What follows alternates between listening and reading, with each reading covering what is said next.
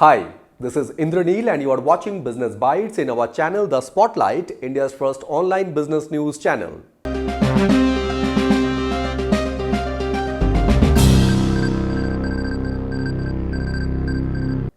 In today's Business Bites, first news we have KFC and Pizza Hut's American owner Yum Brands Inc. to facilitate a merger of Devyani International Limited and Sapphire Foods India Limited.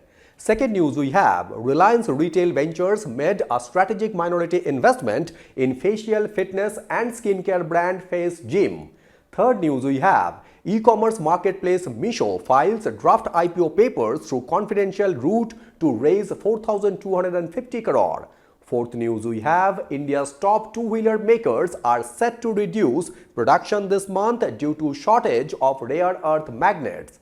And fifth news we have ISRO, that is Indian Space Research Organization, has transferred 10 crucial technologies to Indian private firms. In first news, KFC and Pizza Hut's American owner Yum Brands Inc. to facilitate a merger of Devyani International Limited and Sapphire Foods India Limited. Yum Brands Inc., who is the American owner of fast food restaurant chain KFC and Pizza Hut, is in talks to facilitate a merger of Devyani International Limited and Sapphire Foods India Limited, which are their publicly traded franchisee partners in India. The negotiation could result in Sapphire Foods getting merged into Devyani International Limited through a share swap deal, which would make Devyani International either acquiring the franchisee rights of KFC and Pizza Hut from Sapphire Foods or all of KFC's franchisee stores in India getting consolidated under Devyani International Limited. Devyani International Limited, owned by billionaire entrepreneur Ravi Jaipuria's RJ Corporation, when Mumbai-based listed Varun Beverages Limited, which is PepsiCo bottling partner, and Devyani International are the flagship companies of RJ Corporation, which currently has a market capitalization of 19,935.61 crore compared to Sapphire Foods' 10,313 crore. Devyani International Limited runs more than 2,030 stores across India, Thailand, Nigeria and Nepal, while Sapphire operates 963 KFC, Pizza Hut and Taco Bell restaurants across India and Sri Lanka as of March 31, 2025. Apart from KFC and Pizza Hut, Devyani International Limited is the exclusive franchisee for British coffee chain Costa Coffee in India. Its own brands include South Indian cuisine chain Vango, the Food Street Food Courts and Cream Bell Ice Cream. India's quick service restaurant sector could see a turnaround this fiscal year, led by gradual demand recovery after a tough financial year 2025 marked by declining margins as urban consumers cut discretionary spending and proliferation of regional and hyperlocal boutique-style rivals. Louisville-based Yum Brands reported over $65 billion in total system sales in 2024, who is operating 61,000 restaurants in 155 countries with 1,500 franchisee partners. In second news, Reliance Retail Ventures made a strategic minority investment in facial fitness and skincare brand Face Gym. Reliance Retail Ventures, the holding company for all retail businesses of Reliance Industries, has made a strategic minority investment in UK-based Face Gym as the Mukesh Ambani-led Reliance Industries expands its presence in the high-growth beauty and wellness space. Face Gym, which is into facial fitness and skincare, was founded in 2014 in London as a concept which combines skincare and facial exercises. The brand is present in Manchester, New York, Los Angeles and Sydney. When over the next 5 years, Reliance Retail will launch the brand in India through standalone stores and designated spaces inside select stores of Tira, the beauty retail format of the Reliance. As Face Gym sits at the unique intersection of wellness and fitness, creating a category of its own and also aligns perfectly with the discerning beauty consumer in India who is experience-oriented and increasingly drawn to science-backed innovative concepts. India is among the world's fastest growing beauty markets. In 2023, India had a market size of more than $20 billion and expected its compound annual growth rate to reach 11% between 2023 to 2028 to reach $34 billion.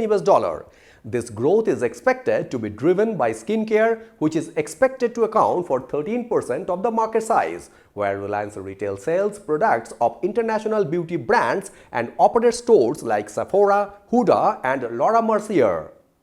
In third news, e-commerce marketplace Meesho files draft IPO papers through confidential route to raise 4,250 crore.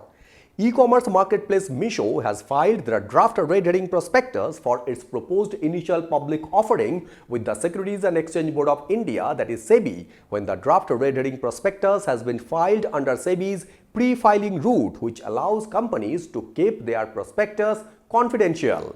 Meesho, which is backed by SoftBank, Prosus, Pick 15 Partners and Tiger Global, completed its domicile shift from the US to India in June. And with this, Meesho joins a growing list of new age companies that have filed their draft papers to go public, which are Grow, Pine Lab, Urban Company, Wakefeet, Shiprocket, PhysicsWallah and Cure Foods. We made a report on 3rd July that a dozen of such companies which have filed their drafted red herring prospectus this year are expected to collectively raise about 18,000 crore or more than $2 billion through the stock launches. In its last funding round, Meesho had raised $550 million mainly through secondary transactions. However, the round valued it at about $3.9 billion, which was down from its peak valuation of $5 billion, when in their annual report released in March, Meesho had recorded a 33% jump in operating revenue for financial year 2024 to 7,615 crore, and they also narrowed their adjusted loss by 97% to 53 crore and achieved operating cash flow positivity. In fourth news, India's top two-wheeler makers are set to reduce production this month due to shortage of rare earth magnets. India's top electric two-wheeler makers, including Bajaj Auto, Ather Energy and TVS Motor Company, are set to cut production this month due to prolonged disruption in the supply of heavy rare earth magnets from China, when the shortage now in its fourth month, and now it is threatening to slow the sector's rapid growth. Bajaj Auto, which is India's second largest EV two-wheeler maker, is likely to halve its output, while Bangalore-based Ather Energy plans to scale down production by 8 to 10%.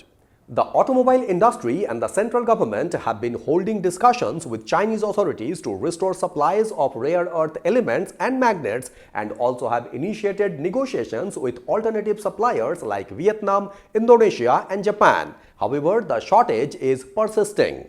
The challenge comes at a time when the electric two-wheeler market continues to gain traction, when their sales surged 34% year-on-year in the first quarter of financial year 2026 to about 298,000 units according to the data from the government's Vahan portal. Meanwhile, Ola has an inventory of rare earth magnet to last at least 5 to 6 months, and it's also working on alternative supply chain solutions, while the company may even marginally increase production in July. A lesser impact on Ola also comes against the backdrop of the company's underperformance, when Ola Electric slipped to third place in June for the second straight month. And in fifth news, ISRO, that is Indian Space Research Organization, has transferred 10 crucial technologies to Indian private firms.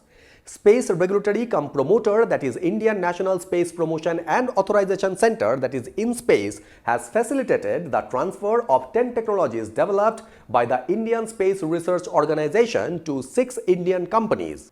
ISRO has a flourishing repository of research and development in space technologies, and it is the time to leverage that at its optimum to strengthen India's space industrial ecosystem, where industry-led innovation will play a key role. The agreements were signed at the InSpace headquarters in Ahmedabad in a tripartite agreement involving New Space India Limited, InSpace and the recipient companies. The move is aimed at enhancing industry participation across the space value chain while reducing dependence on imported technologies. The tech transfer will also accelerate India's role in critical domains such as satellite navigation, launch system, ground station infrastructure, and geospatial intelligence. So these were the top 5 business newses from Business Bytes in our channel The Spotlight, India's first online business news channel. I would like to request you to please subscribe this channel so that you can have all the updates from our end. Thank you very much for watching Business Bites and signing it off.